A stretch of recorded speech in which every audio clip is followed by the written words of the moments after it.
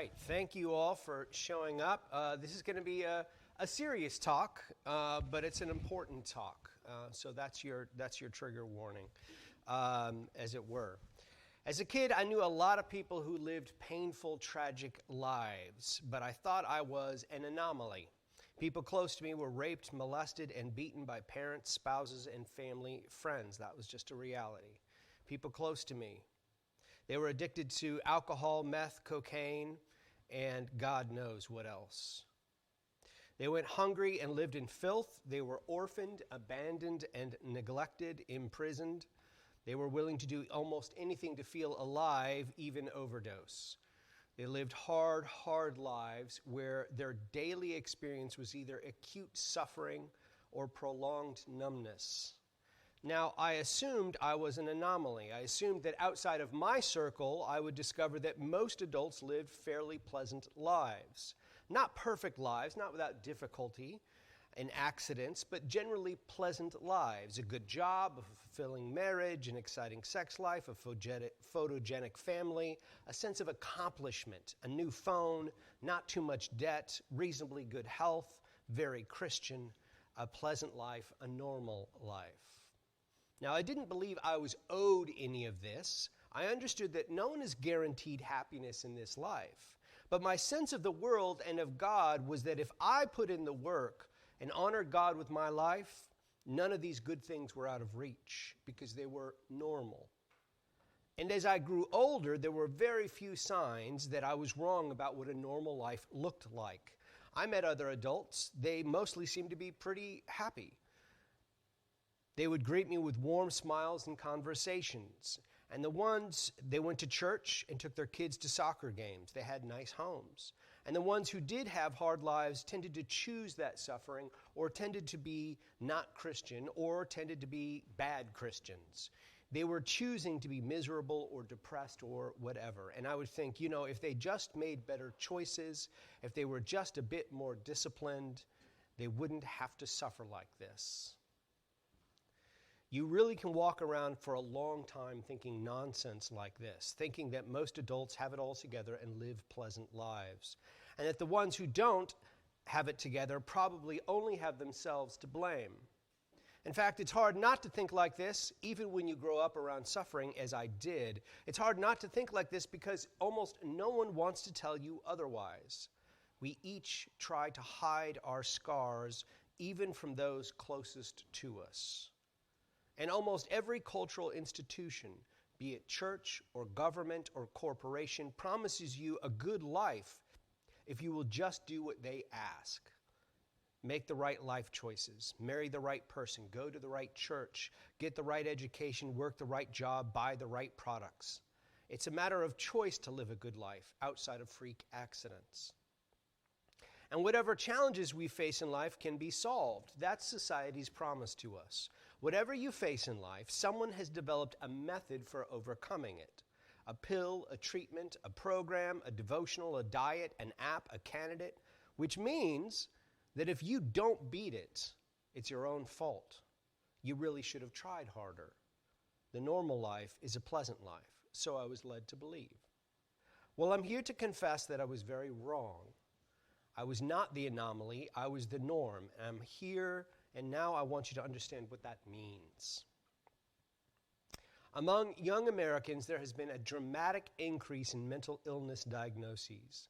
College campuses are ground zero for this, but most schools have failed to keep up. In my own experience as a professor, students suffering from mental illnesses are not snowflakes. On the contrary, many times I've had to urge them to take advantage of our school's mental health resources because they'd prefer to keep the problems to themselves and muscle through even when their lives are falling apart. Young people are torn up over broken families, childhood abuse, anxiety, depression, loneliness, dread that they'll never amount to anything, imposter syndrome, choice paralysis, porn addiction, suicidal ideation, the death of parents. I'm talking about profound and extensive brokenness. One survey found that nearly 43% of undergraduates felt so depressed that it was difficult to function. 43%. You've almost got half of the population of your college struggling to function. and 64% said they felt overwhelming anxiety. Between scholarly research on the mental health crisis in college campuses and my own experience in the classroom, I've come to assume that in any given class, several students will be suffering from a diagnosed mental illness, others will be survivors of sexual abuse, and many will struggle with depression, anxiety, and aimlessness. While the rise in mental health diagnoses can be partially explained by a heightened awareness and decrease of taboos, which is a good thing, it isn't the whole story. Something has changed. Our kids are not all right. And frankly, the rest of us aren't doing a whole lot better. According to the CDC, during 2011 and 2014, almost 13% of persons aged 12 and over took an antidepressant medication in the last month. The widespread use of psychiatric medications led one historian of psychiatry to remark, I believe in the New York Times, "We've come to a place, at least in the West, where it seems that every other person is depressed and on medication." And then he says, "You do have to wonder what that says about our culture." More alarming is the trend of declining life expectancy in the United States. Life expectancy historically in the West has only gone one direction, up. People live longer and longer and longer. And then before COVID, mind you, it started to decline significantly. First decline since the Spanish flu in the First World War. In November of 2018, the CDC director released a statement saying, "Tragically, this troubling trend is largely driven by deaths from drug overdoses and suicides. A significant segment of the American population finds life unbearable. Some cope with medication, but others turn to opiates or suicide. In their carefully researched study of the declining life expectancy, economies Ann Case and Angus Denton repeatedly point to what I find to be interesting, repeatedly point to a loss of meaning experienced by less educated Americans who have experienced the loss of fulfilling work, marriages, churches, and communities. We are not only in a mental health crisis, we're in a crisis of meaning, and these two crises are connected. Right now, according to the National Institute of Mental Health, suicide was the second leading cause of death among individuals aged 10 to 14 and 25 to 34. There are nearly 2 times as many suicides, this is fascinating to me, 2 times as many suicides in the United States as there were homicides. So whatever you think about, crime statistics, the greater crisis by far is suicide rate. One partial explanation for this despair that many people are experiencing is burnout. Author Anne Helen Peterson has explored this phenomenon, particularly as it affects millennials, which she calls the burnout generation. For many modern people, every moment of the day must be spent on working, self-improvement, personal branding, making connections, optimizing, and side hustles. Financial crises, student loan debt, and economic uncertainty drives much of this obsession with working and self-improvement, but the effect is burnout, exhaustion, and an inability to handle simple life tasks. Comparing historical examples of exhaustion with experience of millennials, Peterson concludes, quote, "Burnout differs in its intensity and prevalence. It isn't an affliction experienced by a relatively few that evidences the darker qualities of change, but increasingly, and particularly among millennials, it is the contemporary condition." Although she focuses on millennials, my guess is that both younger and older people share many of these experiences. The pressure to work longer hours, to develop a social media brand, to constantly improve your lifestyle, all while being inundated with warnings about debt, injustices, crime, and health. A life of unending and unrewarded competition and self-improvement through increased efficiency and optimization is overwhelming, depressing, and unsatisfying. This is not what we were made for, and we know it. But rather than confront the problem, we often blame ourselves and just try to work harder. Here's another alarming statistic. In 1990, 3% of men had no close friends. 3%, that's not bad. In 2021, 15% of men have no close friends. Now, I don't teach math, but that seems to be about a 5%, five times increase. Does that check out? Yeah, 3 to 15% between 1990 and 2021 have no close friends. Friends, as well as faith, are one of the main supports when someone goes through a mental health crisis. In a culture without friends, where are we supposed to turn when we go through suffering? How can we bear each other's burdens if we don't know each other? The U.S. Surgeon General issued a report last year describing our loneliness epidemic and noting the profoundly negative effects it has on our health. Undoubtedly, this epidemic is contributing to our mental health crisis. But there is another popular explanation for the crisis. Recently, Jonathan Haidt has made a compelling argument in his new book, The Anxious Generation, that the rise in mental illness among adolescents since 2010, which has been stark, has been caused by the explosion of social media and smartphone usage. According to Haidt, we have been too protective with our kids in the real world and not protective enough in the online world. As a result, they are overwhelmed with images and messages and bullying and distractions that makes them far less resilient to life's struggles. But whatever the causes of our current mental health crisis might be, that it exists and that we must deal with it remain pressing issues. Haidt has argued for preventative measures like keeping teens off of social media, but we are left with the challenge of how to cope with that anxiety and depression that we already have. Certainly, getting to the root of the mental health crisis is important, but in some ways, the questions are academic and disconnected from our real-world experiences. Given these statistics, thankfully, in my life, I've witnessed a massive change in how Christians talk about mental health. For the most part, this has been a very good thing. Depression, anxiety, mental illness, therapy, psychologists, medications, all of these were treated with suspicion in the churches I attended growing up. Christians didn't use antidepressants, they repented of sins. They didn't take anxiety medications, they learned to be anxious for nothing. And psychologists were viewed as godless false counselors. Unfortunately, this teaching is still alive in American evangelicalism. Recently, John MacArthur announced that ADHD, OCD, and PTSD are not real, that they are, quote, noble lies told by pharmaceutical companies to get us addicted to drugs that will eventually leave us destitute and on, quote, skid row. If John MacArthur doubts the reality of OCD, I offer to allow him in my brain for a day, and then he can tell me what he thinks. Now, maybe I'm just attending better churches, but my sense is that most American Christians have mostly moved on from this mindset. The widespread reaction against MacArthur in the days following his statements attest to this.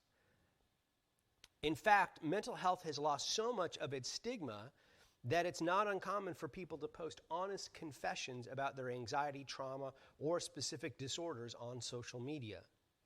But for all this openness, I think that for most people, mental suffering remains hidden. Sure, some people are talking about mental health quite loudly and openly in public, but the day-to-day experience of adult life has not changed much. To quote Virgil, we each suffer our own ghosts. And I would add, we suffer them mostly alone. Get to know someone really well, and almost without fail, you will discover a person who routinely struggles to get out of bed in the morning, and not just because they're tired. They can't get out of bed because once they step foot on the floor, they will be launched out into a day that is uncertain and lifeless and in some ways impossible. Or you will discover someone who suffers panic attacks every time there's another mass shooting, or someone who cannot stop obsessing over how they might have failed as a Christian or as a student or a boyfriend or a girlfriend, or someone who cannot eat or who cannot stop eating because of the misplaced guilt they feel from being sexually assaulted, or maybe someone who is stuck in the habit of living even though they feel terribly alone and bored. Hear me, none of this is abnormal in our culture. None of this is an anomaly. That's what I discovered once I really got to know people around me. Some of this suffering is caused from living in an environment that is not designed for humans, which I talk about in my previous book, You Are Not Your Own. But some of this suffering is just part of being a human being. The church has known this for all time, that life includes a lot of suffering. Most people will show no signs of the despair that follows them around, or at least the signs will be extremely subtle. They might surface in vague prayer requests, something like, I need prayer for something I'm going through. Or sudden moodiness, or tendencies towards distracting addictions like social media or porn or games. But mostly they are what I would call high-functioning adults. We may go through periods where our functioning breaks down and we stare blankly at our email inbox, or debate whether to get out of bed, or we feel like we can't physically move, but for the most part, we function. We get up, we work, we buy things, we're entertained, we're stimulated, and then we sleep. But there it is, the depression, the anxiety, waiting for the right moment to assert itself. Living in a society governed by something called technique makes us think life is easier than ever. Technique, if you don't know, is the use of rational methods to maximize efficiency. And we see it everywhere. Scientifically proven methods for dating, studying, reading the Bible, budgeting, sleeping, and losing weight. When I was studying technique to write my second book, You Are Not Your Own, I was experiencing pain sleeping on my side. This is just part of getting older, I think. You pain even while you sleep. But I did what any normal, healthy, modern person does when you have a problem. I Googled, how to sleep on my side. And it turns out that there's a best method, a best practice for side sleeping, and I wasn't doing it. And that was the problem. And I thought to myself, there it is. Like, there is a most efficient way to do everything, and somebody has written about it. And I challenge you, find any daily activity and ask yourself, and Google it, see, is there a most efficient way to do this? And the answer is always yes. That's technique. There's a technique, and technique comes with a sense of guilt. If you're not doing the best practice, then you're falling behind or failing in some way. You're being less than. You're not being who you can be. So technique is this rational method for maximizing efficiency, and we see it everywhere, as I just said. Scientifically proven methods for dating, studying, reading the Bible, budgeting, sleeping, and losing weight. The promise of technique is that we are collectively overcoming all the challenges of life through research, technology, and self-discipline. All you have to do is find the right self-help book, life hack, app, or Bible study. And this is exactly why technique's promise that life is easier than ever just becomes another source of dread and shame. If life doesn't have to be this hard, if there are answers to my problems, then it's really my own fault that I'm overwhelmed or a failure. I should have known better. I should have worked harder. I should have done more to fix my problems. But what if contemporary society is not built for us, for humans as God designed us? If this is the case, then sometimes anxiety and depression will be pretty rational and moral responses to a fundamentally disordered society. I want to talk about a book by an author named Alan Ehrenberg, a sociologist who's written a history of depression. People have not always experienced depression in the same way. Over the centuries, people's symptoms of depression have changed, which I find to be incredibly fascinating. And in his book, The Weariness of the Self, he reflects on what the contemporary experience of depression feels like for most people, for most sufferers, as they describe it. In this book, he reflects actually this diagnosis that we live in a disordered society.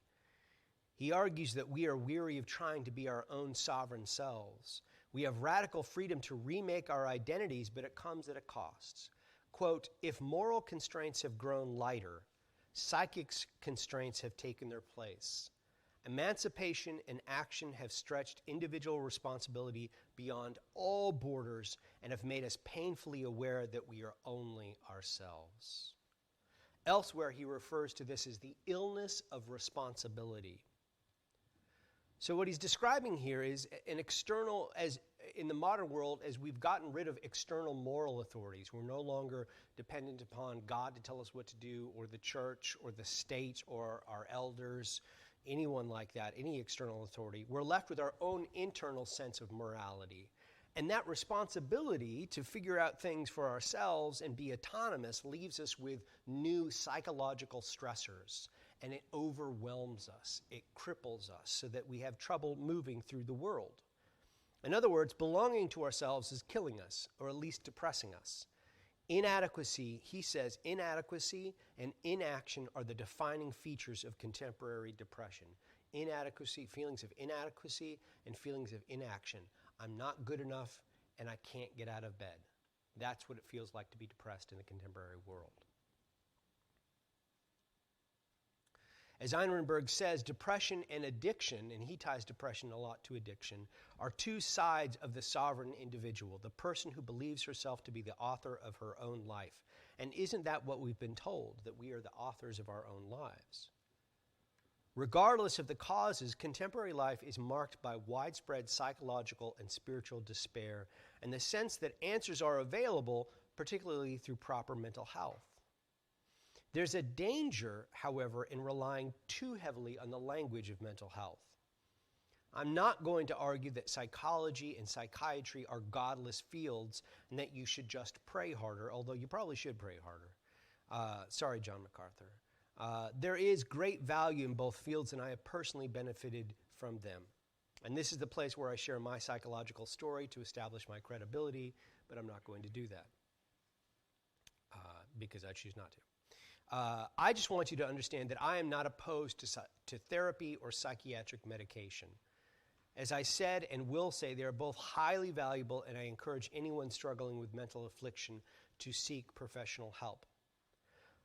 But I have a fear, and my fear is that sometimes medical language obscures or replaces the very thing it is supposed to be treating. Sometimes getting a diagnosis puts your mental suffering in a nice, tidy little box. It objectifies it in a way that grants it its own kind of life. The unknown is so much more frightening than the known, so it can be a great relief to get a diagnosis. If there is a diagnosis, there must be a cure. There must be a treatment.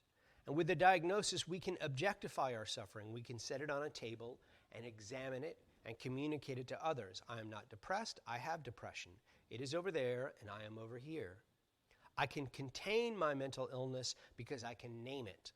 My experience has a listing in the DSM-5, so maybe it's curable after all. But if you've ever been to counseling long-term or been medically treated for a disorder, you know that such simple, concrete answers are few and far between. Because the mind is wonderfully complex.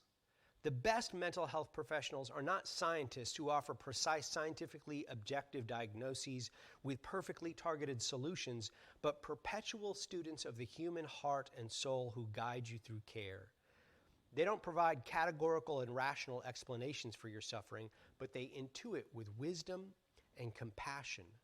They offer a sympathetic ear and wise advice, but rarely anything approaching a cure. And psychiatrists can sometimes prescribe a medication that helps lessen your suffering, but disturbingly, we don't know how or why antidepressants work. We know that some antidepressants are helpful to some people sometimes. That's what we know. But we don't know exactly why they work. And some drugs seem to have a higher likelihood of producing terrible side effects than doing the one thing that they were supposed to do. You had one job, make me less depressed, and somehow all you've managed to do is make me groggy. When you realize all this, it's not hard to fall back into despair, to feel alone and helpless. Normal people go on with their pleasant lives, and here you are, stuck to the wall with a pin. Let me be clear, if you are suffering, please seek professional help. Because despite these challenges, we have great resources to help us today. We just have to take initiative and advocate for ourselves. But I also want you to accept two facts. First fact, life is hard.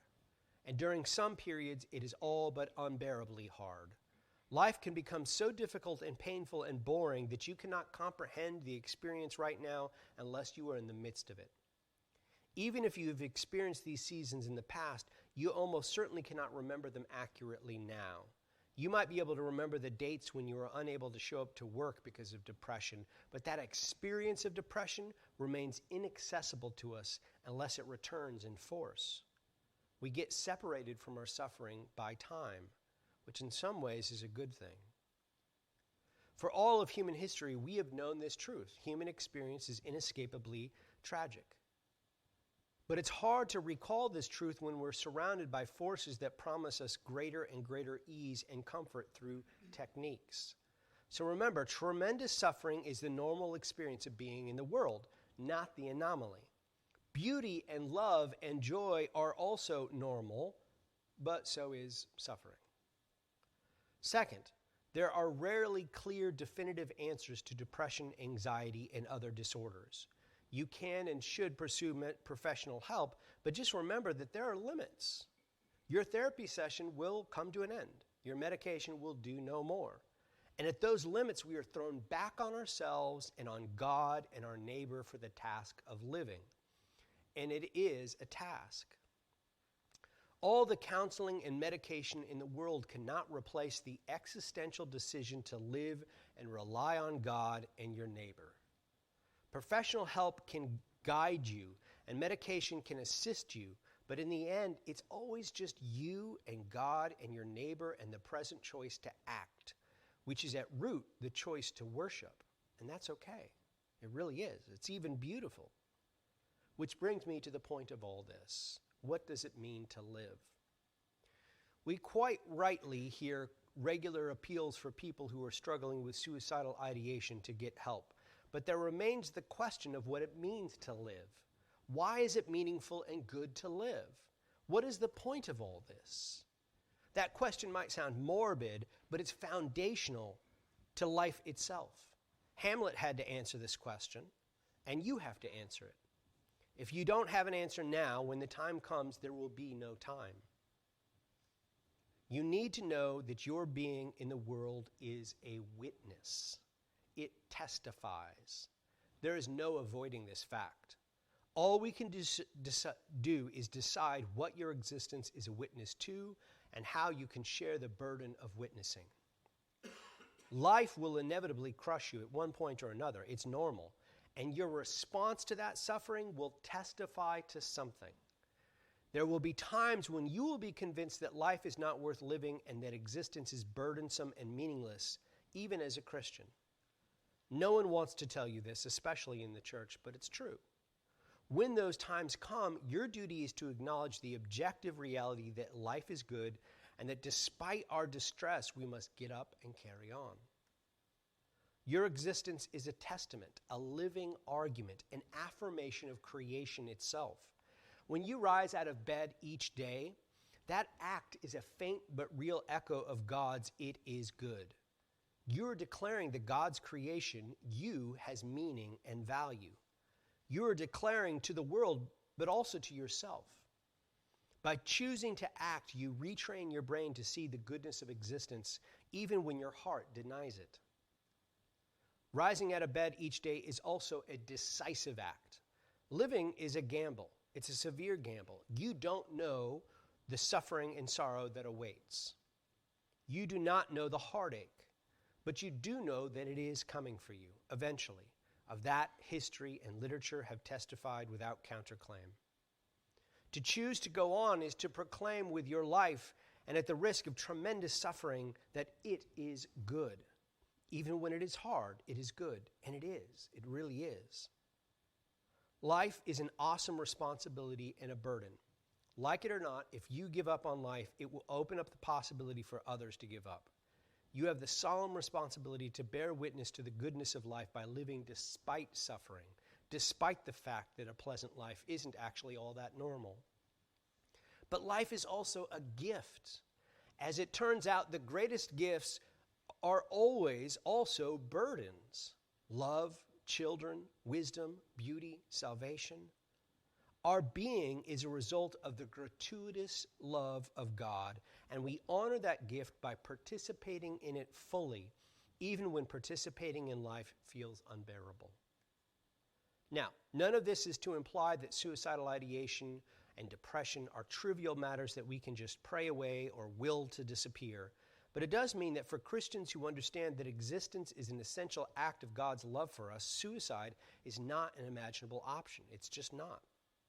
We can admit that we and many others who have struggled with and will continue to struggle with suicidal ideation, some thorns in the flesh won't come out this side of paradise. But part of facing despair is knowing how we can respond. And if our life is a witness to the goodness of creation and therefore the goodness of the Creator, ending your life can never be a real possibility, no matter how strongly you feel dread or alienation or fear. We have an obligation to live according to the truth that your life is a miraculous gift.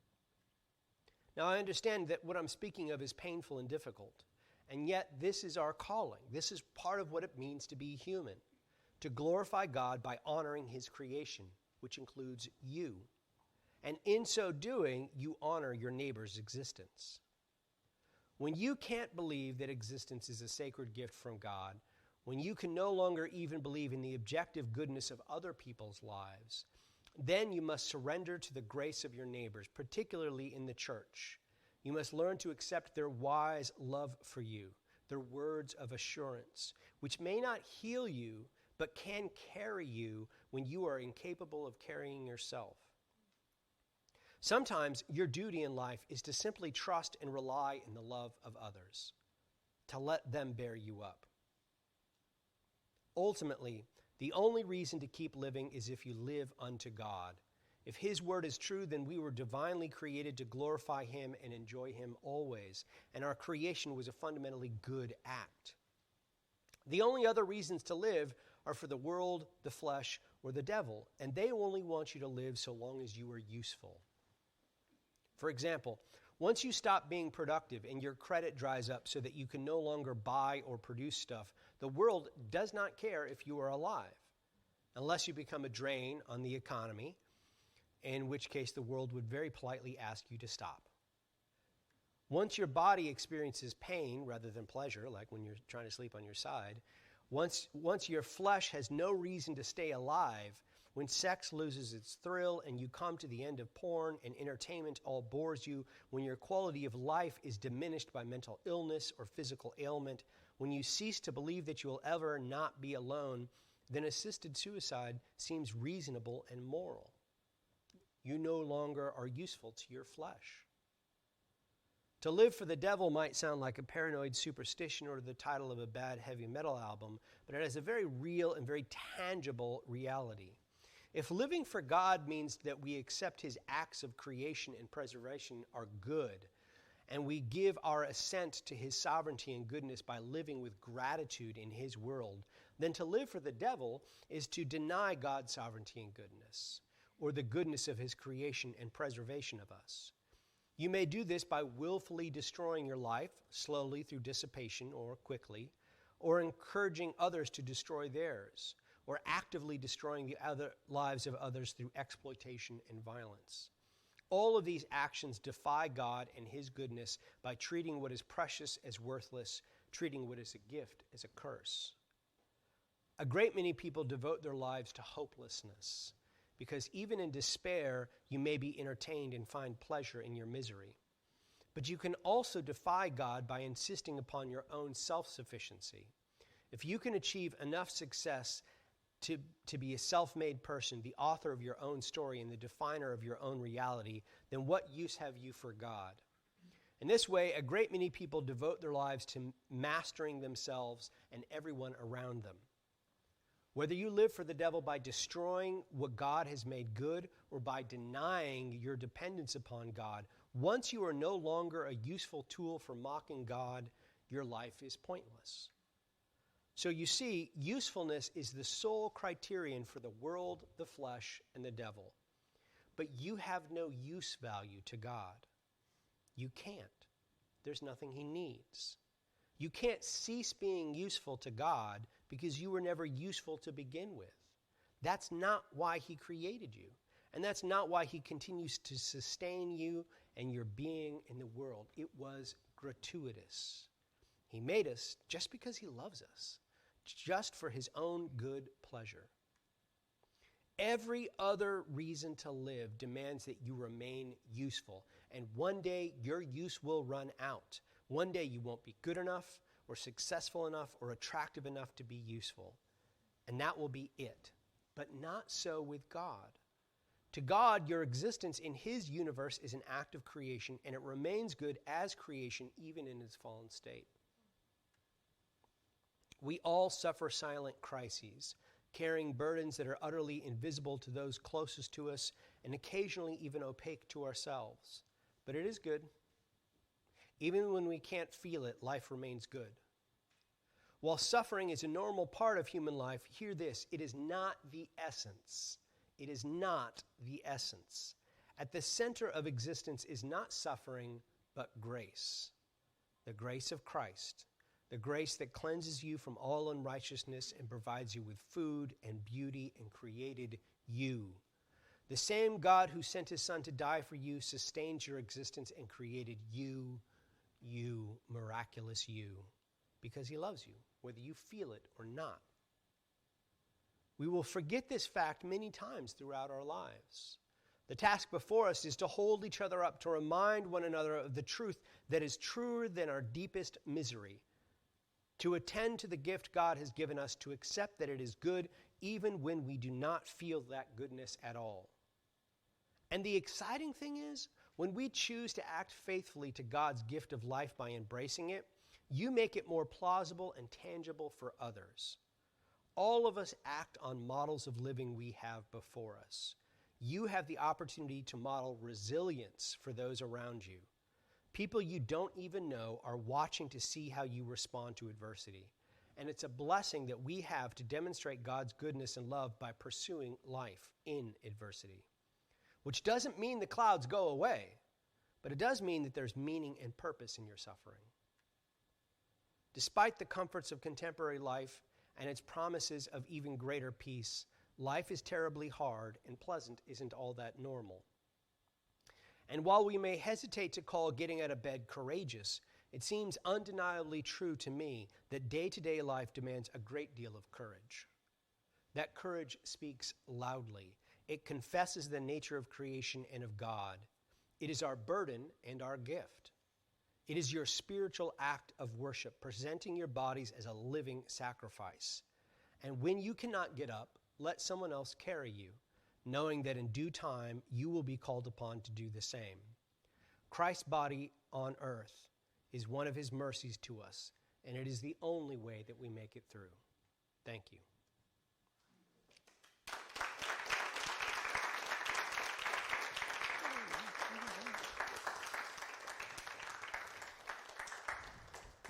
Alan, thank you so much. I think we're going to bring we're going to do something a little bit different tonight than we've done in months past, and that we're going to start with a little bit of a conversation. I'll ask a couple questions, and we'll have some conversation. But then we'll open it up to the audience to be able to participate. There's a lot there.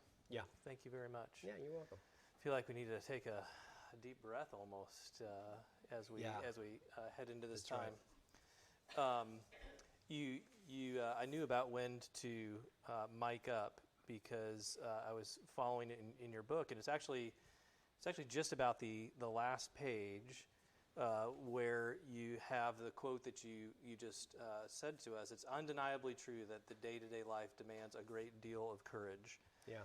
And I was thinking, just thanks. I mean, I think there's a good amount of courage just in writing this book and showing up tonight and being here and sharing. So thank you for that. Yeah, you're welcome. And I kind of felt like in reading the book, it was a little bit beyond day-to-day courage to write it and to present what you presented tonight. And I'm just curious, what gave you the bravery to get this book out?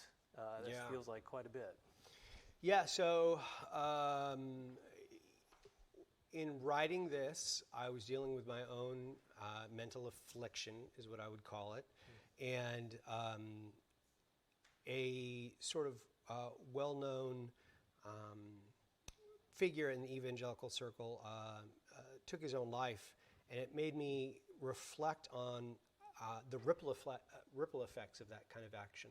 Like, what does that communicate to other people? And just acknowledging that that's a tragic experience, and not putting blame on him, but just taking into account what does it mean? What does it mean? What does it witness? What does it testify to? And the more positive side, which is what I try to focus on in the book, is what does it mean when you go through adversity and choose to embrace life? What does that communicate? And so I was thinking through that, and I wrote an article based on it, which became the basis of this book. But in writing this book, I was essentially trying to write a letter from a friend who loves you and wants you to know what you need to hear about mental health. I didn't want it to be a memoir. Memoirs are fine, but I just didn't want to write that genre. And I didn't want it to be a self-help book, because I don't feel like I'm qualified for a self-help book. But maybe words of wisdom from a friend who loves you. And in some ways, I was writing to myself. What did I need to hear through difficult times, and just allowing that to come through in ways that hopefully resonated with other people. And so far, I think it has. So. Yeah, and thank you for sharing that. As I read the book, I ran across a question of, are you speaking to a person who is a spouse or a friend of somebody dealing with mental affliction, or are you speaking to that person? And it felt like, and at times I think you even use the voice of, I'm speaking directly to you, or I'm helping somebody understand. Yeah, and I think it could be helpful for both, because when you're the spouse when you're the loved one or friend of somebody going through a mental illness, one of the primary challenges is the challenge of empathy, because the mind is going to lie to you about the nature of reality. It might lie and say, you are fundamentally worthless, or this terrible thing is going to happen to you, and so you need to have this anxiety, right? And there's this function of lying that goes on, and from the outside perspective, that's hard to deal with, because it seems obvious. Of course your life is worth something. We love you. You're so valuable. And I think it can be helpful to get into that position of feeling what it feels like to be overwhelmed with this heart that denies that truth, and that better equips people. So I've found that the book has been helpful for both sufferers and people who are loved ones of sufferers. Yeah, absolutely. Thank you. I wanted to read a couple sentences from a couple passages, and then ask you a question. This came up in your talk, and in fact, I think you quoted from a couple of these. About halfway through the book, you're talking about agency and kind of the role of somebody suffering, and so you quoted this. There's no way for a psychiatrist to objectively measure your agency and your capacity to work, and then you go on to say that means that you have to live in this space of uncertainty between the knowledge of your illness limits of your agency and the knowledge that you still have agency, between the responsibility to rely on others and the responsibility to care for others. And then you say a page or so later, to the best of your ability, which is more than you imagine and less than the moment demands, you must set aside your sufferings to bear the burdens of others, because the world cannot and will not stop for you, and it needs you whether or not you want it to need you. And I just curious, I mean, you talked a bit about this tonight, but that sense of agency, I think oftentimes mental affliction, we kind of take agency off the table, and you're advocating for something that people wrestle with that are going through this. Yeah. In fact, I just read a bad, I think a 1-star Amazon review from somebody who took objection to the fact that I talk about agency as part of it. But I think if you talk to mental health professionals, they will advocate for agency. Feeling like you have no agency will keep you stuck in whatever it is. And so what I'm trying to argue is that actually the real world, we live in this tension. And the example I give in this book is I had a spinal fusion to my neck, which sounds impressive. And it was. It was spinal fusion, yeah. And for maybe 3 months, I couldn't lift my baby son. He was like 6 months old, and so I was not allowed to lift over, 10 pounds or something like that, and he was a chunky baby, and so I couldn't carry him. But there was a kind of peace about this, because the doctor said, we know the kind of pressure this is going to cause on your neck and the repercussions if you try to carry too much. And so you can't lift more than 10 pounds. And so my wife wasn't frustrated at me. I didn't feel like a disappointment. I knew, like, this is me healing so that we can have a better future. And it was okay. But mental affliction doesn't work like that. When you have a mental illness, it's not like the doctor can say, you can lift 10 pounds of life today, but beyond that, you need to take a break and do some self-care. It doesn't actually work like that. There are no clear demarcated lines. You have to wrestle with the fact that you do have some agency, and you do have an illness.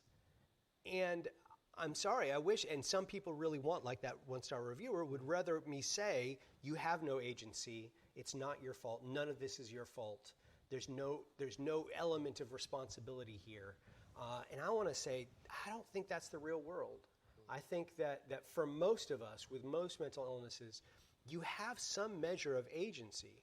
And so there's a challenge between having grace for yourself, recognizing you are going through it, and it is difficult, and you don't always have control over your thoughts or your actions or your emotions, especially your emotions.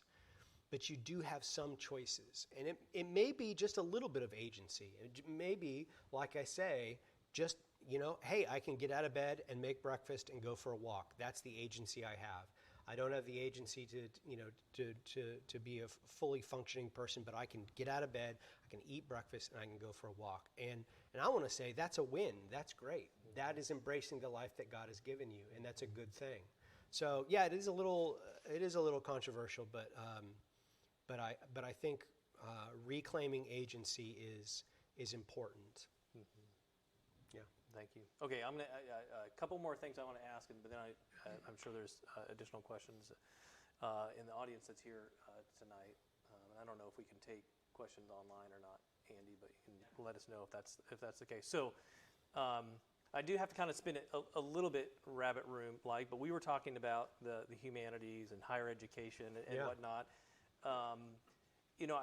I wonder in your role as an English professor, you quote from a lot of books and care about the arts.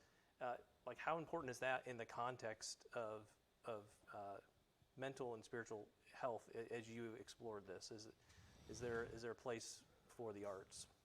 Yeah, I mean, so when you are suffering from a mental illness, one of the greatest aspects of your suffering is alienation.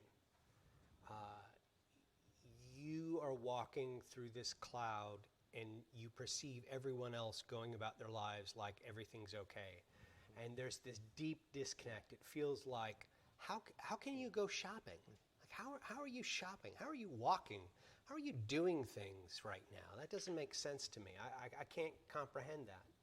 You feel this sense of alienation and disconnection from your fellow man. And for me, great literature lets me know that I'm not alone.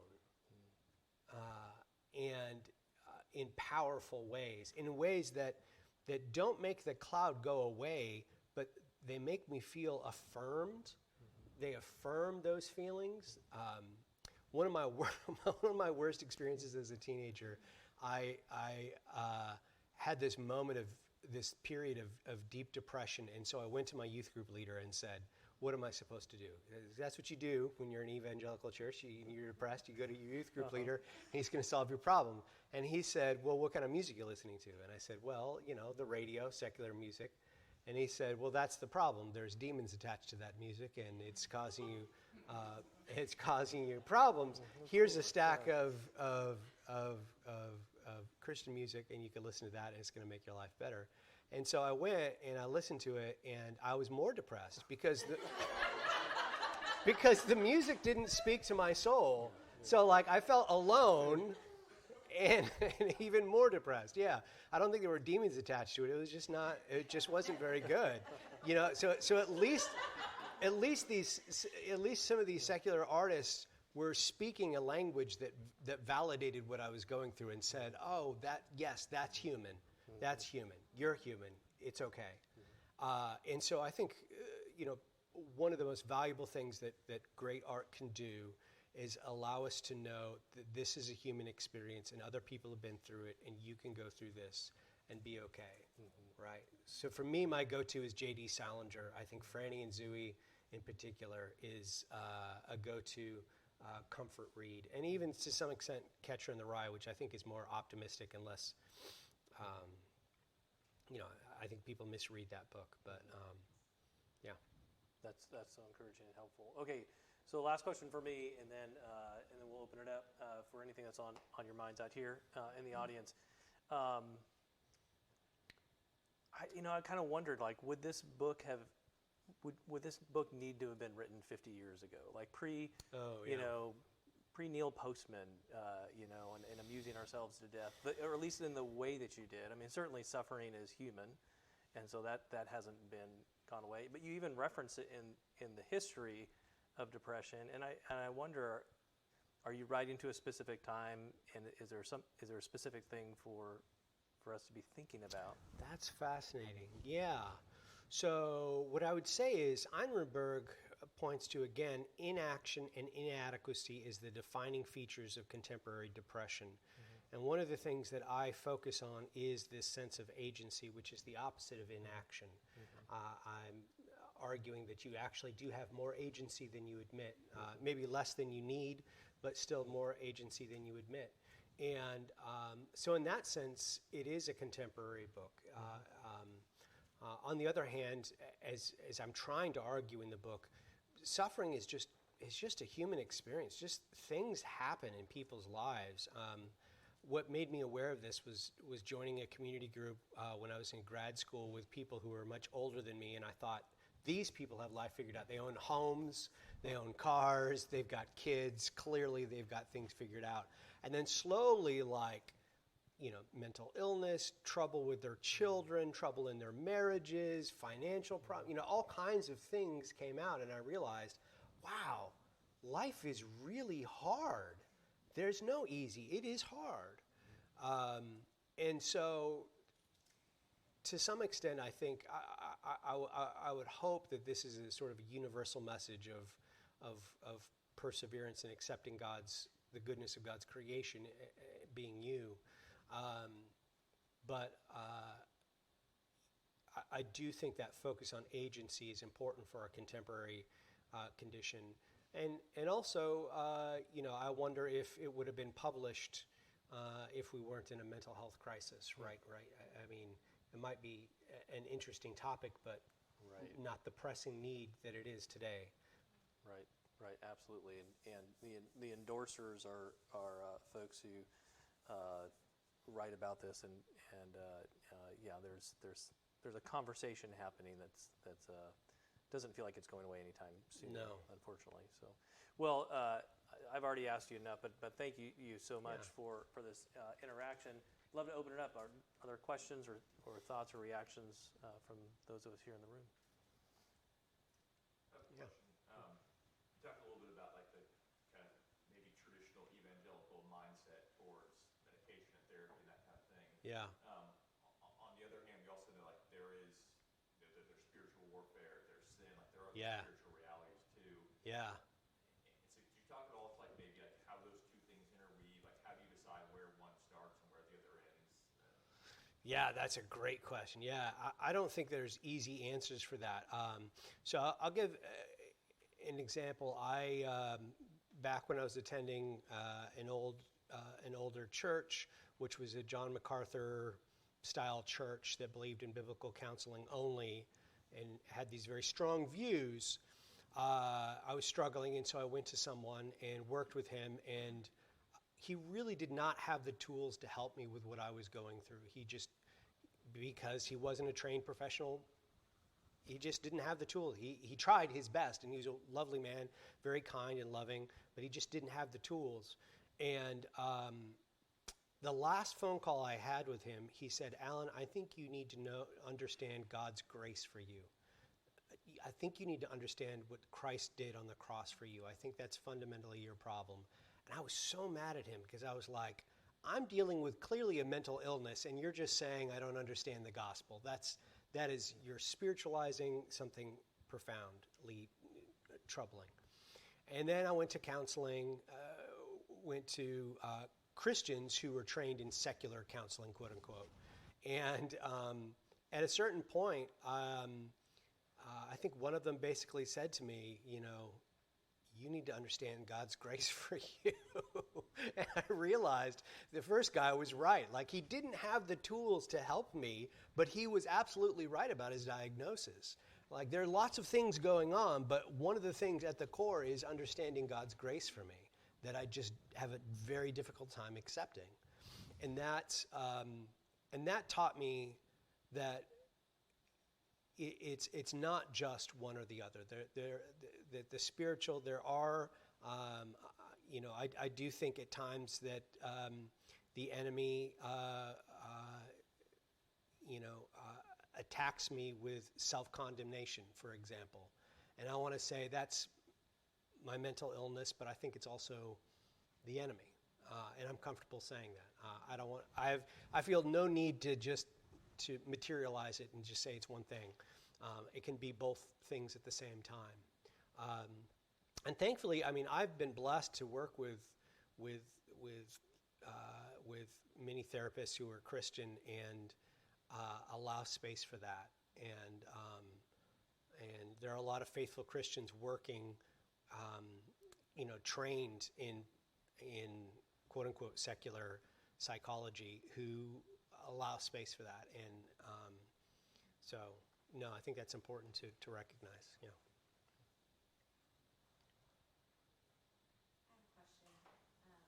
I wonder if you could speak to, maybe this is along the lines of agency, but as someone who has OCD and has anxiety, comes by it pretty naturally from a long line of family members. As I've gotten older, I've seen parents and older family members coping in extremely unhealthy ways. Yeah. And as I'm, in my mid-30s, I'm kind of looking to that going, how do I approach my things healthfully, and how do I even know if I'm beginning to cope in unhealthy ways? It seems kind of like a sneaky path sometimes.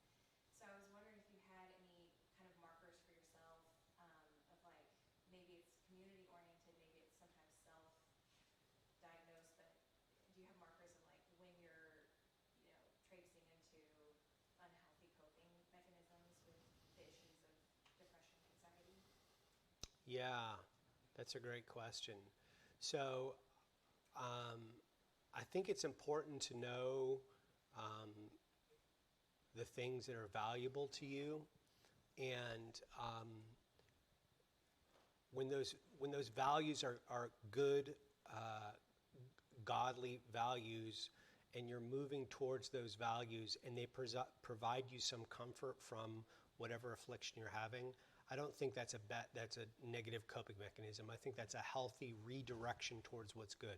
So for example, if you like, you're like reading poetry, right? And so that's something that you value. And you're doing that, and it gives you some sense of relief because your mind is directed towards something meaningful and that you love and that you value. I would not call that a distraction or a coping mechanism. I'd call that healthy. So if that's like being with family or playing games or taking walks or, whatever it might be, if it's a valuable thing and that's diverting your attention from something that's harmful, I wouldn't, I would defer to a professional, but in my opinion, that's not a coping mechanism. That's living healthy. That's choosing to live your life and not let the disorder take over, because that's what it wants. The mental illness is a vortex. It tries to suck up every inch of your life. That's an interesting way to say it. Andy, I think you mentioned. Yeah, there was a question that came through from the folks on the live stream. When a person is suffering, sometimes people around them will try to help. Yeah. And they need that, and that's what community is for, and what relationships. One of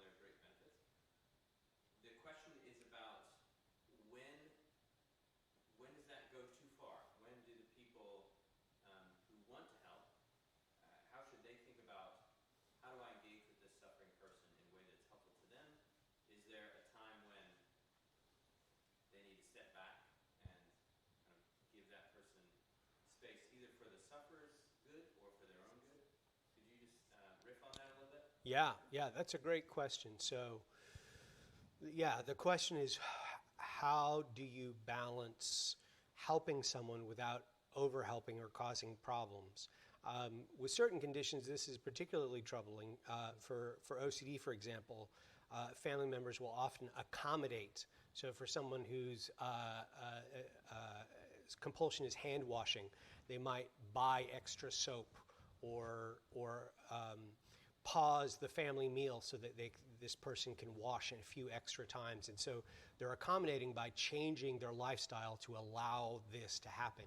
And what that does is it just reaffirms the compulsion and it makes it worse. So there are ways in which things that seem really helpful and kind can actually be validating the disorder itself.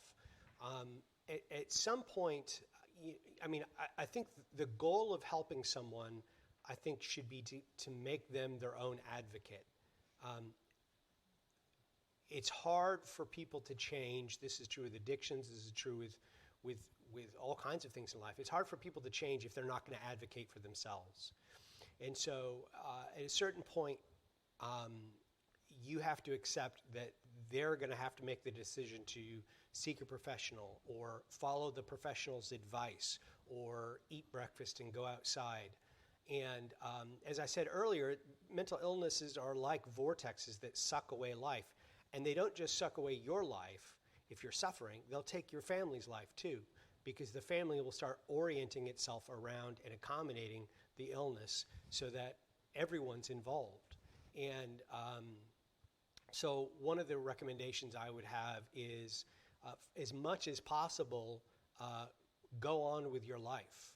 Continue living. Continue, if you've got to go shopping, go shopping. Don't allow your loved one's mental illness to prevent you from living life. And that's not callous or I'm not saying, put yourself before others, but I am saying you need to take care of yourself, because if you don't take care of yourself, you can't help others. I always hated the put on your own mask before you help somebody else with their mask, in the airplane, the drop thing, but it's 100% true. Like, you can't help someone who's going through a mental health crisis if you're not taking care of yourself, if you're not in the Word, if you don't have friends that you're talking to, if you're not getting support, especially if it's a spouse. You need to have a support system to help you manage what you can do and what you can't do. And that support system can be there to help you say, you've done enough. This person needs to take action for themselves and choose health, choose to be healthy. So that's what I would say. Yeah, thank you. For some reason, and I'm hesitant to throw something in and answer the question too, because you're the reason we're here. A couple months ago on the Trinity Forum podcast, David Brooks, Sheree Harder, the director of this Trinity Forum, interviewed David Brooks, and this question came up, and I just remember it being a really lovely response from David. So that might be a reference point for folks on that. I saw a question back here. Yeah.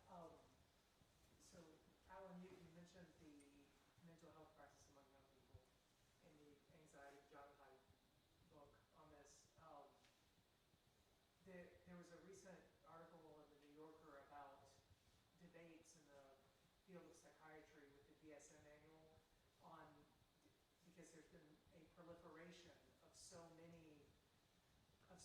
mental illnesses, and because we have this anxious generation growing up that's looking for identity and all sorts of things, you have this situation where in the psychiatric community they're debating, is this particular illness a subset of this illness, or should we remove this? Actually, it's not actually the condition we thought it was. But because you mentioned that people take that illness and sometimes objectify it and separate themselves from it. But there's also people that, in their own search for identity growing up and anxiety, they could take the opposite approach. Right. It defines who they are, to the point that if that illness were to be removed from the DSM, it'd be something of an identity crisis that I can't. Yeah. So I just wonder, your thoughts on how that sort of interplay between anxiety and identity among younger generations is intersecting with this mental health conversation. Yeah, it's a terrible storm between the negative mental health effects of social media and smartphones, and then the sense of this deep existential sense that you need to create an identity that young people have in particular, but all of us experience to some extent or another. And so it creates a situation where you have people self-diagnosing off of TikTok or Instagram or YouTube, and then crafting an identity around an illness. And one of the things I talk about in the book that we don't like to talk about very much is that you can fall in love with your disorder. You can get to a place where you feel like this is who I am, this gives me an identity, this explains my problems, this is me. Everyone is looking for some kind of explanation for who they are and what they can be. And so then that becomes your online face, is that you are this disorder. I mean, it's one of the reasons why in this book, I don't talk about what I struggle with, because I don't want that, because that's a thing. And as you point out, what if they take this out of the DSM, then they lose their identity?